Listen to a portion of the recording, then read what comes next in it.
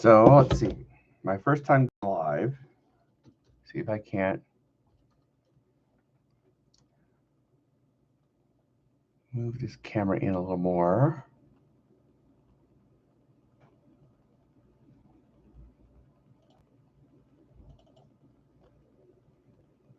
I'm going to be reading from my book, The Rise and Fall of Skye Wright.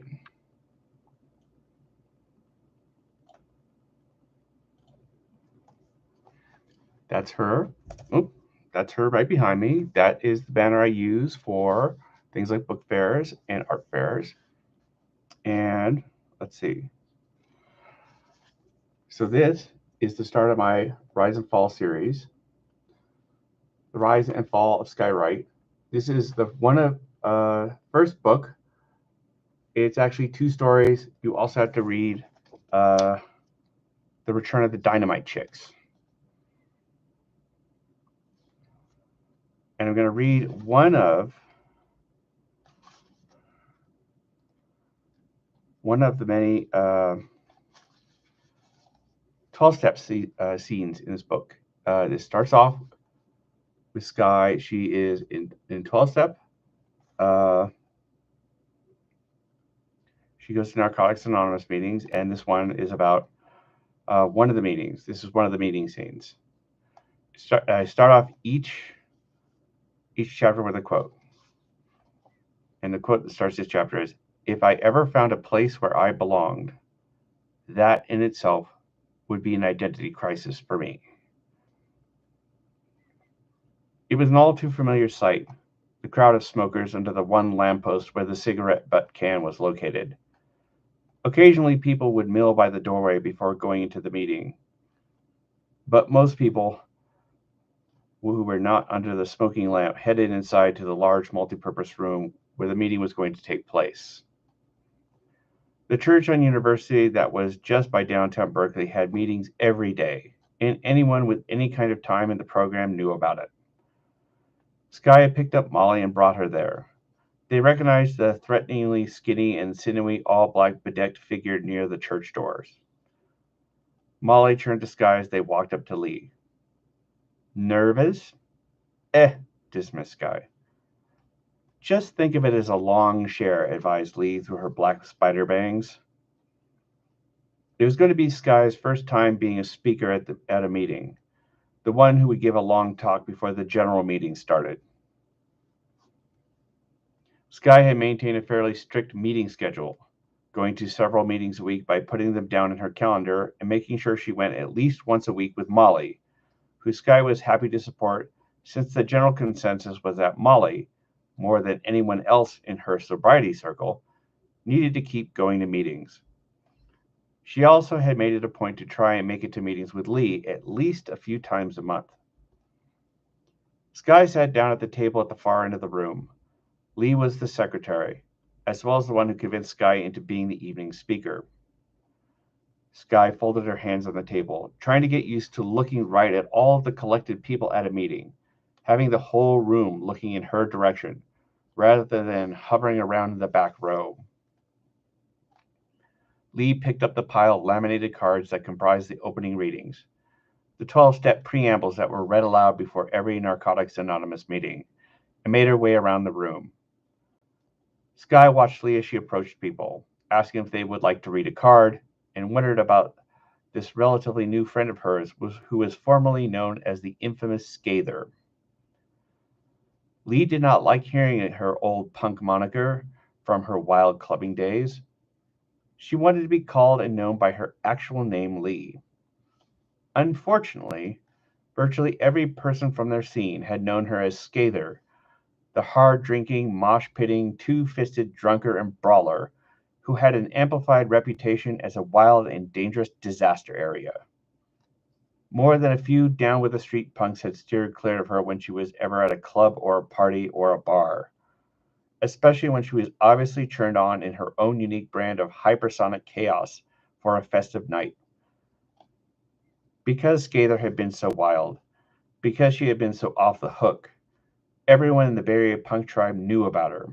Her reputation as a violent and besotted punk hurricane had reached legendary proportions. Scaler somehow became the clean and sober Lee.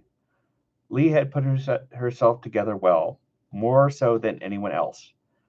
Skye knew in the program. Oh, I messed up that sentence. I'm going to read it again. Lee had put herself together well, more so than anyone else Skye knew in the program. She had a full-time job, and she worked out so much that she was beginning to look like a professional marathoner or a featherweight boxer. And she was a 12-step guru to Skye and many other people in the program.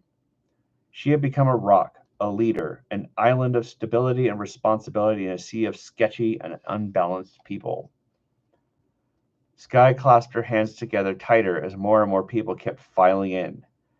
The Tuesday night meeting was not a generally popular meeting, usually having a light crowd, but for some reason this evening was becoming an exception.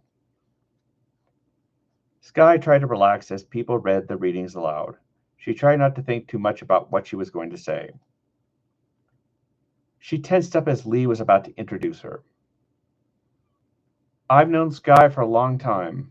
We were both wild ones in the club scene not too long ago, both of us having our own distinct reputations. Skye saw Molly stifle a laugh. Lee continued her introduction. And because I know her, and she was a fellow sister of chaos in our club scene, I've asked her to be our speaker for tonight. Skye clasped her hands together as the room applauded. She let her hands go and looked out at the crowd. My name is Skye, and I'm an addict. The whole room greeted her in unison. Hi, Skye. Skye reclasped and then unclasped her hands. This is my first time being a speaker at a meeting. I recently celebrated 1 year clean. A round of applause broke out. Skye nodded her thanks as she waited for the gratuitous applause to die down. I'm kind of surprised I made it this far. I mean, I was a real mess, just... Skye paused, trying to collect her thoughts as she tried to ignore all of the eyes that were on her. I've had some help. I'm here with 2 people who are part of my wild and crazy club scene, and the drunk punks and punks high and God knows what scene. I think having a friend who was also there during my wild times has really made a big difference. I don't know how much of a rep I had at places like Gilman Street and Ruthie's Inn, but they were there. And they were doing a lot of the same things I was doing. You know, the booze, the drugs, the fights. Skye paused and glanced around the room. When I think about how I used to be, how I used to just blow my brains out with speed, how I was selling it to other people, it's almost surreal. I mean, right now it's surreal. When you get yourself outside of that, when you finally crawl out of it and look back on that, it's almost as if you were looking at someone else. This new life, this new sober life, Skye stopped. She lost her train of thought. Her mind raced for a moment. So, back in my early days of drinking and drugging, I was in a few bands. I hung out with a lot of musicians when I was really young. And one night, some guy saw me plunking away on a crappy guitar and he told me I should take music lessons. And I thought, fuck that. I knew so many musicians, especially guitar players. So I just wandered around my guitar and asked people to show me things, to just show me chords or progressions or teach me a song or two. After a while, I got into it, and on the weekends, I would do a few lines and just sit there with my guitar, practicing all night, maybe doing jams with a few other people if any other musicians were around, which they usually were. A lot of musicians were doing crank back then. I was in a bunch of hit-and-run bands before I ended up subbing for Triple T's bass player. Skye saw a few members of the audience look up with wide eyes at her comment that she had played with Triple T. Later on, I got recruited into a really crusty all-girl band called the Dynamite Chicks. And I can say I had a lot of fun playing in that band. But I can also say that, looking back on it, I wonder what it would have been like if I had been more present for it. I can't remember even one time that I went out to play with that band when I hadn't had at least a few beers or a shot of liquor or a line of something. I think about it and I wonder what happened to all of my bandmates.